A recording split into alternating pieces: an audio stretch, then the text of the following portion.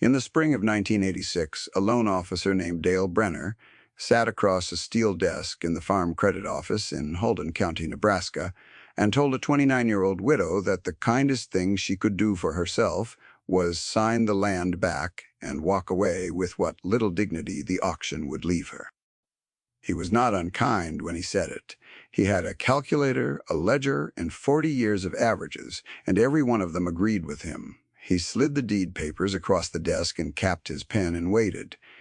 2 years later, in the fall of 1988, that same woman held the title to the Halden County grain elevator, the tall, ribbed concrete tower that had stood over the rail spur since before either of them was born, and the man who once told her to walk away drove out to ask if she would consider carrying a note for a neighbor he could no longer help.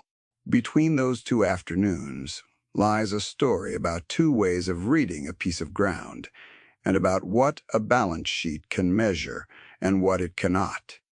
Stay with me, because the number she was offered for those 500 acres and the number she was holding 2 years later are not even close, and the distance between them is the whole point. Let me tell you how it happened. Her name was Ruth Aldous.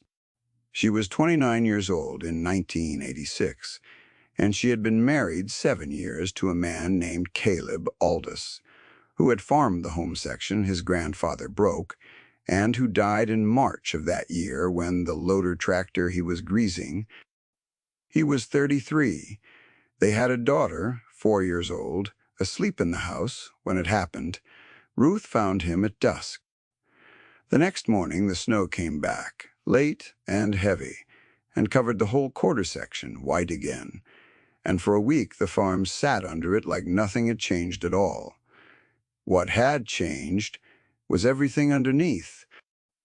Caleb had carried the operation the way most men in that county carried theirs, on borrowed money against next year's crop. And when he died, there were 3 liens against the 500 acres. There was the operating note at the Farm Credit Office, the one Dale Brenner managed. There was a second mortgage from the equipment dealer in town, taken 3 years back, to buy a used 16-row planter when corn looked like it would hold. And there was the oldest debt of all, a private note to Caleb's uncle who had loaned the down payment on the last 160 acres and expected it back. Together they came to $190,000, and against them stood land that nobody in 1986 wanted to buy, in a farm economy 3 years into the worst collapse since the Depression. Ruth was not a farmer's daughter. She had grown up in town, the daughter of a man who ran the feed and seed store on Main Street, and she had kept the store's books from the time she was 14. That was the first thing people got wrong about her, and Dale Brenner got it wrong worst of all. They saw a young widow who had married into farming and assumed she knew nothing about the dirt. What they did not see was that she had spent 15 years watching every farmer in Halden County come through her father's store and lay their season bare on the counter, what they bought and what they could not pay for, who planted fence row to fence row and who held back, whose notes came due in November green and whose came due red. She had read the county's whole agriculture as a set of accounts before she ever set foot on the home section as a wife. She knew where the money went. She knew, better than most of the men who farmed it, where the money did not come back. Let me tell you about the elevator, because it matters to all of it. The Halden County Cooperative Elevator stood at the end of the rail spur on the north edge of town, a concrete tower 110 feet tall with a scale house and an office and a long steel driveway where the trucks lined up at harvest. Every bushel grown in the county passed across that scale.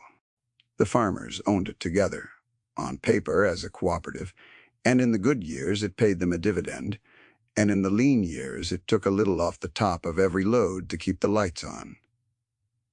Caleb's grandfather had helped build it. Ruth's father had sat on its board. It was the one structure in the county that touched every farm at once, and that is the thing to hold on to, because Dale Brenner, looking at his ledger, saw the elevator as overhead. Ruth, looking at the same county, saw it as a throat. Everything went through it. Whoever held it held a hand on the windpipe of the whole valley's grain. In April, 3 weeks after the funeral, Dale Brenner sat her down. He was 51, a heavy, careful man who had grown up on a farm himself and gone to the agricultural college and come back to lend against the kind of life he had left. He was good at his job, which in 1986 meant he was good at telling people the truth they did not want to hear. He laid it out plainly. The land would not cash flow. Corn was $1.60 a bushel and falling. The operating note alone needed servicing she could not generate. Across the desk he showed her the arithmetic, and the arithmetic was honest. He was not lying to her about a single figure. He simply believed, as deeply as he believed anything, that the figures were the whole of it. He called the farm a sentimental liability. He used those two words together, sentimental liability, and he meant them as a mercy. He told her she was a young woman with her whole life ahead of her, that there was no shame in a clean break, that he had seen strong men buried by less than what she was holding. He told her to sign the land back to the lenders, let the auction clear the equipment, and go back to town and start over. "Sign here," he said, and he turned the deed papers toward her, and he capped his pen and folded his hands and waited for her to be reasonable. She did not sign. She asked him for 90 days. He was surprised. He told her 90 days would only deepen the hole. That interest did not sleep. That she would lose the same farm in August, she could surrender clean in April with a little something left over. She said she understood the interest. She said she would like 90 days anyway. There was something in the level way she said it that made him stop arguing, and he gave her the 90 days, mostly because he was certain the 90 days would do his arguing for him. What would you have done, sitting in that chair, 4 years old, asleep at home, and $190,000 of other men's money stacked against 500 acres nobody wanted, most people would have signed? Hold that thought, because what she did instead came out of those 15 years behind her father's counter, and it had nothing to do with the dirt at all. Ruth went home and did what she had done since she was 14. She opened the books. Not just Caleb's books, though. She went through those line by line at the kitchen table under the hanging lamp until she knew every dollar he owed and every bushel he was owed. The lamp was a brass fixture his grandfather had wired into the ceiling, and it threw a circle of yellow light onto the oilcloth and left the rest of the room in shadow. And Ruth sat inside that circle most of every night that spring after the girl was asleep, a pot of coffee going cold at her elbow and a sharpened pencil in her hand. She opened the county's books, the ones nobody kept in one place, the ones that lived in her head from 15 years of watching loads cross her father's scale and notes come due at the store. She started writing down what she knew about every farm within 20 miles, one farm to a page, in a 39-cent spiral notebook from her father's store. Who was overextended? Who had bought a new combine in 1984 on a 5-year note and was now 3 payments behind? Who had planted every acre to corn because the experts said corn, and who had a second mortgage coming due that fall? She wrote down the Peterson place, 400 acres against $600,000 of debt. A new grain dryer financed the year prices broke. She wrote down the Voss brothers who had bought their neighbor's quarter at the top and could not carry it now, and the Lindgren widow on the river road older than Ruth and further along the same road already gone to town. She wrote what each owed and to whom, and beside each she wrote a small, honest guess at what the family could actually bear before it broke, the number no bank ever wrote down because no bank ever asked. She built in that spiral notebook the thing no bank in the county had, which was an honest picture of how much of Halden County was about to come apart. And when she finished the first pass, she sat and looked at it for a long time, because the picture was worse than anyone in town admitted and better, for a patient buyer, than anyone in town dared believe. Let me tell you what she saw in those numbers, because it is the mechanism of the whole story. The farm crisis of the 1980 seconds was not a weather event. It was a debt event. Through the late 70s, the experts had told farmers to expand, to leverage their land into more land, to plant fence row to fence row, because grain prices would only climb, and a paid-off acre was a lazy acre. The agricultural colleges taught it. The lenders financed it. The government encouraged it. And it worked, the way a thing works, right up until it doesn't, until interest rates climbed to 18% and grain prices collapsed, and suddenly the most aggressive, most modern, most leveraged operations in the county, the men who had done everything the experts said, were going under first. The men who had been called timid for staying small and carrying no debt were the only ones still standing. The whole county was a demonstration of a single idea, and the idea was that leverage is just fragility you have not been built for yet. Ruth understood something the lenders did not, or could not let themselves understand, which was that the collapse was not finished. It was barely a third of the way through. Land prices were still falling. More notes were coming due than the county could service. And when a thing is falling, the worst position to be in is the one Dale Brenner was urging on her, which is to sell at the bottom into a market with no buyers. The inverse was also true, though, and this is the part she alone seemed to see.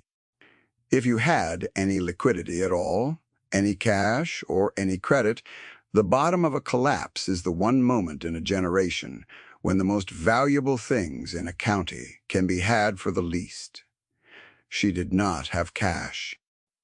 She had a notebook full of knowledge about who else did not have cash, and a name in town good enough to borrow against, and the nerve to do arithmetic the lenders were too frightened to do. Here's what she did with her 90 days. She did not try to save the farm by farming it. She knew she could not.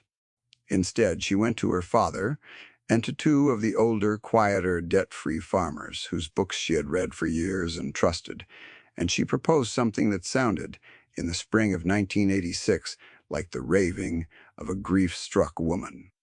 She proposed that they pool what little they had and begin buying, at the very bottom, the distressed paper and distressed land that the panic was throwing onto the market for pennies, not to farm it, to hold it, to be the patient money in a county full of forced sellers, and to wait. Her father thought she had lost her mind. He stood in the back of the feed store among the seed corn sacks and told her grief was making her reckless, that a woman with a child did not gamble on a falling market, that he had not raised her to throw good money after a dying county. She let him finish. Then she opened the notebook on the counter where she had laid 1,000 other men's seasons bare as a girl, and she showed him the pages, and she said the same thing she would later say to Tobias: "Find the error." He looked for a while.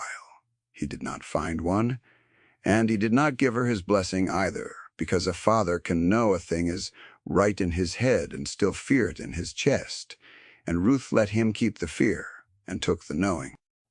The two old farmers, Walt Hessel and Irvin Brandt, did not think she had lost her mind.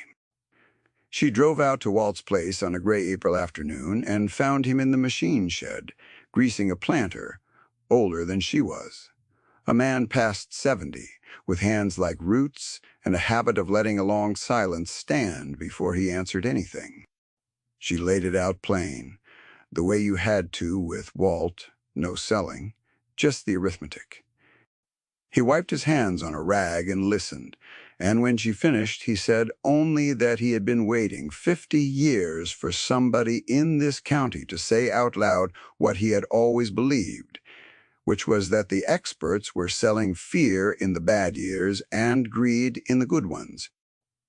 He had sold his neighbor a quarter section years back and kept the cash in the bank, earning almost nothing, while the whole county laughed at him for missing the run-up. He put that cash in. Irvin Brand was cut from the same cloth, a Czech farmer's son who had kept his savings in a credit union the entire boom, untouched, earning 4% while his neighbors leveraged into 18%, and who had been called timid so many times the word had stopped meaning anything to him. He came to Ruth's kitchen table, sat in Caleb's chair without being told it was Caleb's chair, read the notebook front to back in one sitting, and pushed it back across the oilcloth with one knuckle.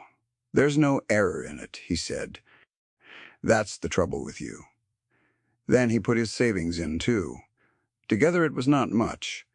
3 modest stakes and a converted note, and a young widow's nerve. It was enough, because in a county where everyone else was a forced seller, a little patient money was the rarest thing there was. Let me tell you about Caleb's uncle, because the first thing Ruth did was the hardest. The oldest of the 3 liens was the private note, $60,000 held by Caleb's uncle Marlin, a sour old man who had loaned the down payment and never let Caleb forget it. Everyone assumed Marlin would be the one to force the sale. He was the kind of man who collected what he was owed and counted it twice and trusted no one, and the county expected him to send the auctioneer the week the ground thawed. Ruth drove out to see him on a Sunday. He kept her standing on the porch a while before he let her into a kitchen that smelled of wood smoke and old coffee, and he sat her down and told her flatly that he wanted his $60,000 and did not much care how she got it. She did not ask him to forgive the note. She had known before she came that asking a man like Marlin for mercy was the surest way to get none. Instead, she asked him to do arithmetic. If he forced the auction, she said he would stand in line behind the operating note and the equipment mortgage, and the land would sell at 30 cents on the dollar into a county with no buyers, and after the senior liens were paid, he might see 15,000 of his 60, maybe less, after the lawyers.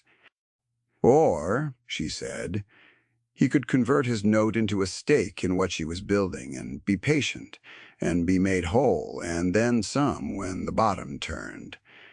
She laid the notebook on his table, the way she laid it on every table that year. Marlin, who was mean but not stupid, read it with a wet thumb turning the pages, and he did the same cold arithmetic Dale Brenner had done in his office, and he came out the other side of it, where Dale never could because Marlin had spent a lifetime trusting his own count over any expert's word.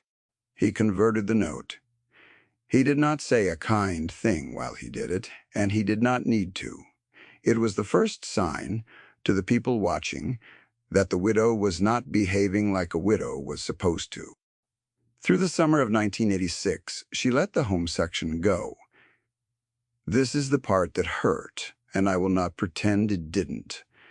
Ma'am, she could not service all 3 liens and buy distressed paper at the same time, and she had made a cold decision that the 500 acres Caleb died on were not where the leverage was. She walked the home Q1 last evening before the sale, the girl on her hip, past the machine shed and the frozen incline that had taken him, and she let herself feel all of it once. Standing at the fence line in the long amber light, with the corn his grandfather's ground had grown going gold around her. Then she went back to the house, and did the arithmetic again, and the arithmetic had not changed. She sold off the equipment in a quiet sale, paid down the dealer's mortgage, and let the operating note go into a managed surrender that Dale Brenner processed with a kind of sorrowful satisfaction, certain he had been right all along. He watched the auctioneer's truck come out to the home place, and he believed he was watching the end of the Aldous story. He was watching the misdirection. Because while everyone in the county was watching the young widow lose her husband's farm, Ruth and her 3 partners were quietly buying. They bought a half-section from a family moving to Omaha for $40 an acre over the debt. They bought the distressed note on a neighbor's quarter from a regional bank, desperate to clear bad paper off its books at the end of a quarter. And when that neighbor recovered enough to pay it, they held the land and let him stay on as a renter on terms he could actually meet, which was more mercy than the bank had shown him. Let me tell you how one of those purchases actually went, because it is where the real skill lived, and it is nothing a model could have taught. There was a man named Orrin Peterson, the one whose page Ruth had written first, 400 acres against 600,000 of debt and a grain dryer he could not pay for. The bank was going to take everything. Ruth drove out and sat at his kitchen table while his wife poured coffee. Neither of them drank, and she did not talk about the land at all for the first half hour. She let him talk about the dryer and the year prices broke, and the agronomist who had told him to expand. Then she opened her notebook, and she did the thing that was the whole business.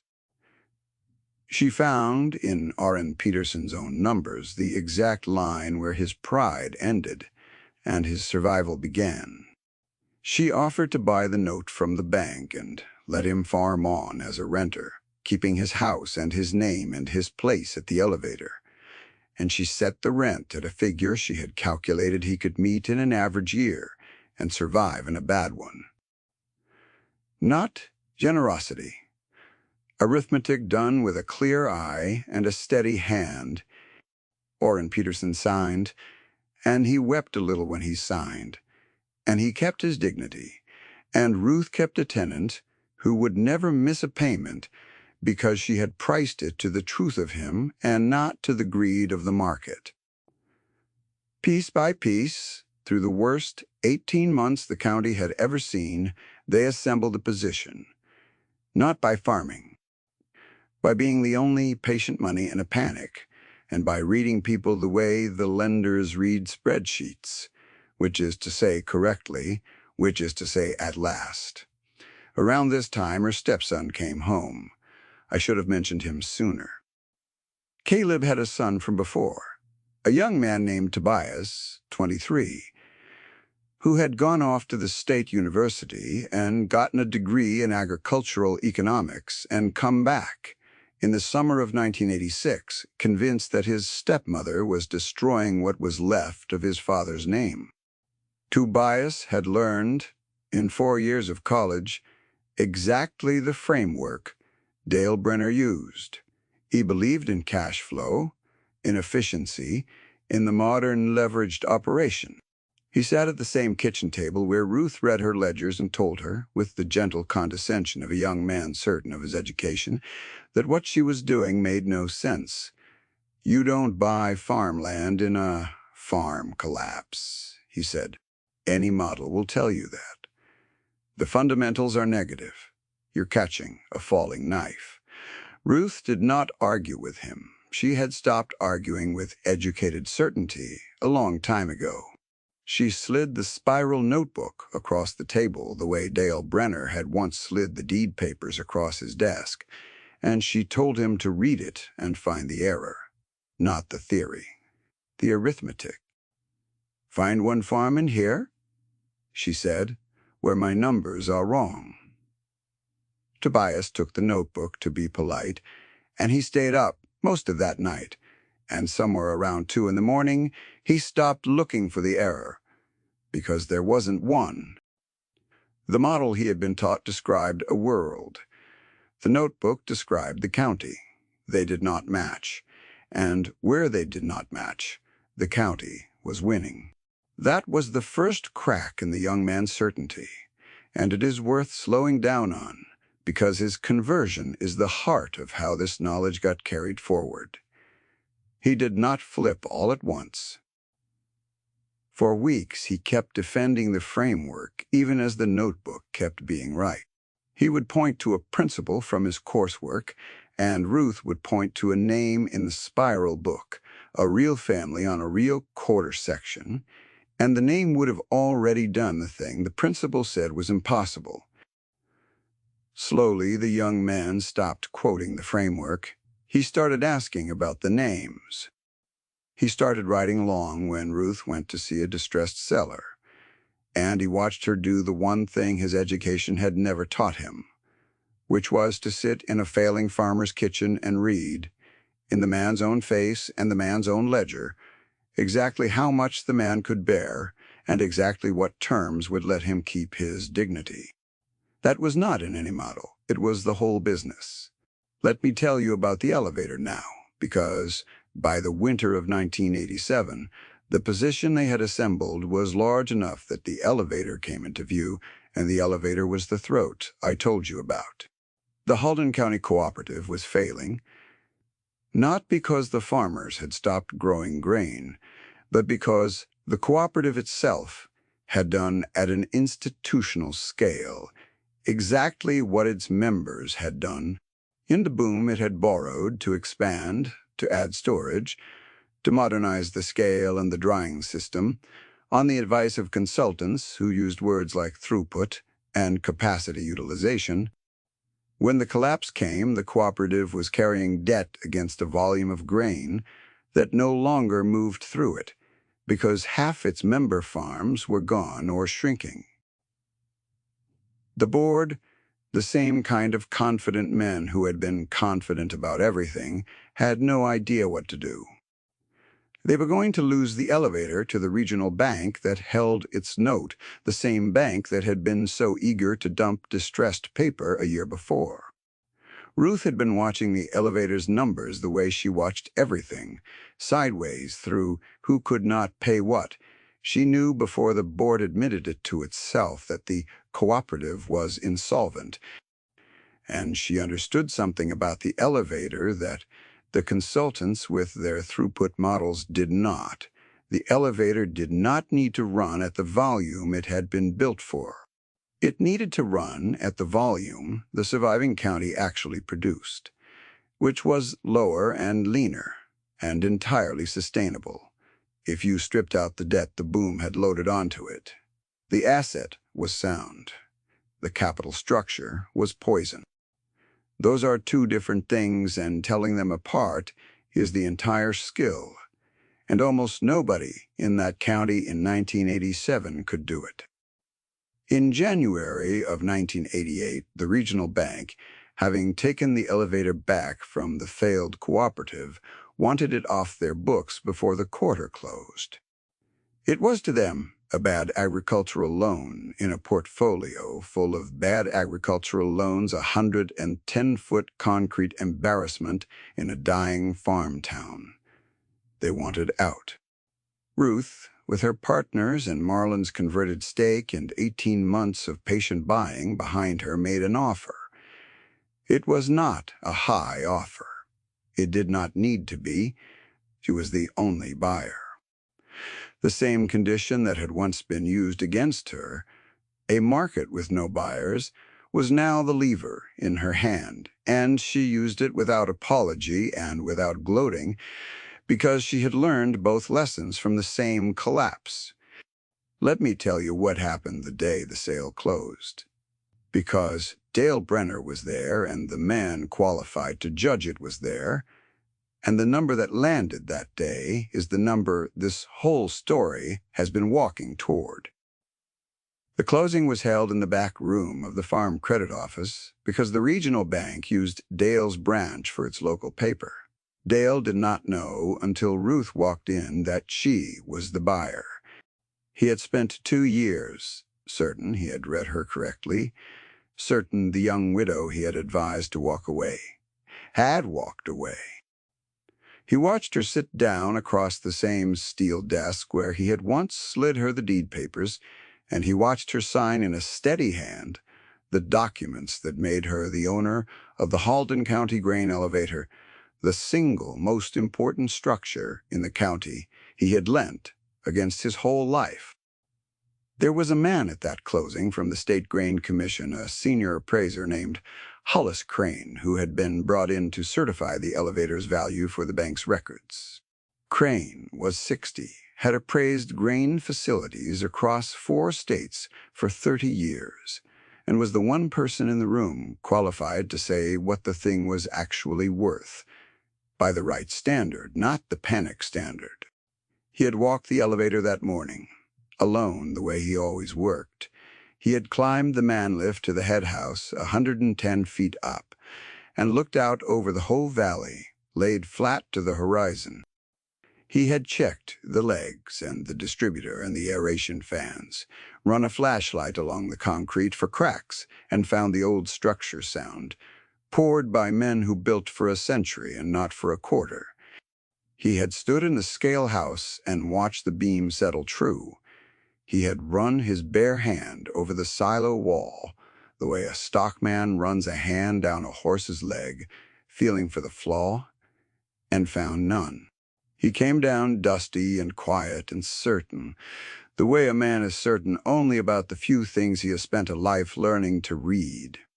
When the bank's man asked him for the record to state the certified replacement value of the facility Ruth had just bought, Crane was quiet for a long moment. He looked at the young woman who had signed the papers, and then at the figure on his own clipboard, and you could see him weigh whether the room understood what it had just watched. He said the number plainly, the way a man states a fact he is sure of. $4.1 million. That was the certified replacement value of the elevator, the throat of the whole county, that Ruth Aldous had just purchased, debt and all, for a fraction of it. The room was silent. Dale Brenner looked at the appraisal and then at the woman he had advised to sign away her future for whatever the auction would leave her. And he did not say anything because there was nothing in 40 years of averages that had prepared him for it. Outside the window, a grain truck idled at the scale, the first load of the new harvest, waiting to be weighed across a beam the widow now owned. It landed harder than any number I have ever known a room to hold. Not because it made her rich, though it did, in the way the word is usually meant. It landed because of what it measured against. 2 years before, his ledger had valued her entire life at less than nothing, a sentimental liability to be cleared. Now a man whose whole profession was knowing what things were worth had stated into the record that the woman had read the county more correctly than the entire credentialed apparatus that had advised her to quit. She did not gloat. This is the part people who tell the story afterward always want to add the comeback line the moment she turned to Dale and made him eat it. There was no such moment. She gathered her papers, thanked Hollis Crane for his thoroughness, and asked Dale, in the same level voice she had used to ask for 90 days, whether the Farm Credit Office would be interested in handling the elevator's local banking now that it was under new management. It was not a taunt. It was the most ordinary thing in the world, a new owner asking a banker for his services, and that ordinariness was the whole weight of it. She had not beaten him. She had simply turned out to be right and was getting on with the work. Dale Brenner sat with the appraisal in his hands for a while after the room cleared. He was not a bad man. And Hapsta, I want to be clear about that, because it would be easy to make him the villain, and he was not one. He had told her the truth, as his profession understood it, and his profession had been wrong, not about the arithmetic, but about what the arithmetic left out. He had measured the farm and missed the woman. He had counted the debt and never thought to count the 15 years she had spent learning to read a county from behind a feed store. Counter, everything he knew was real. It just wasn't enough. And a man finds that out only once, usually, and only when it is laid in front of him as a number he cannot argue with. Let me tell you what she did with it, because what a person does after they win tells you more than the winning. She did not sell the elevator to a regional grain company for the quick profit she could have taken. Offers came within a month from two of the big firms that were quietly buying up failed cooperatives across the Midwest, consolidating the country's grain handling into fewer and fewer hands. They offered her a clean exit at a premium. She turned them both down, and the reason she turned them down is the reason this is a farmer's story, and not just a clever one. She had watched the boom teach the county to trade resilience for efficiency, to trade many small operations for a few large leveraged ones, and she had watched the bill come due. She was not going to do to the county's grain handling what the boom had done to its farms. She kept the elevator local. She restructured the old cooperative as a private operation, but ran it the way the lean survivors had run their farms, debt-free, sized to what the county actually produced, taking a fair margin and no more. The farmers who had survived the collapse, the quiet, debt-free ones who had been called timid, found that the elevator now charged them honest rates and paid them promptly and would carry a man through a hard year the way the bank never had. The throat of the county was held for the first time in anyone's memory by someone who understood that you do not squeeze it. Tobias ran the scale by the fall of 1988. The young man who had come home certain his stepmother was a falling knife had spent 2 years watching her catch it, and somewhere in there he had thrown away the framework and learned the business. The real one, the one that lives in faces and ledgers and the patient reading of who can bear what. He kept the spiral notebook going. He added to it. He learned to do the thing no model teaches, which is to sit across a table from a frightened man and find the terms that let him keep his land and his dignity at the same time. And to understand that mercy, done with a clear ledger, is also the soundest business there is. Because a county of farmers who trust you is worth more than any margin you could squeeze from their worst year. Walt Hessel lived to see it. Irvin Brand did too. Both of them past 70, both of them vindicated in their long-mocked patience, holding small, honest shares in the most important structure in the county they had farmed their whole lives. Marlin, sour old Marlin, who had converted his note instead of forcing a sale, did better in the end than he ever would have done collecting $60,000 at auction. And he never apologized for being mean, and he never needed to, because his one good decision had been to do honest arithmetic at the right moment. And Ruth. Let me tell you about Ruth. At the end of it, because the title to the elevator was never the thing she was after, not really. She had a daughter, 5 years old now, who would grow up in a county where the grain still moved through local hands, where the survivors of the worst collapse in 2 generations had a fair scale to weigh their crop on and a fair note to carry them through. The land Caleb died on, the home section, she bought back in the end quietly, in 1990, when she could do it without leverage, and she let a young family farm it on terms they could meet, and she never once called herself anything but a woman who had kept her father's books. Which brings us back to the 2 afternoons I started with and to the distance between them. In the spring of 1986, a careful, honest, intelligent man with a calculator valued a young widow's whole future at less than the debt against it and advised her as a mercy to walk away. 2 years later, a different, careful, honest, intelligent man, qualified by 30 years to know what things are worth, stated her position into the record at $4.1 million. The 2 men were measuring the same woman. The difference was not in her. The difference was that the first man counted only what his ledger had columns for, and the second man had been handed the proof. Here is the thing the collapse taught that county, the thing Ruth knew from behind a feed store counter before she ever needed it. A ledger measures debt and asset, cost and yield, the things that fit in columns. It does not measure judgment. It does not measure nerve.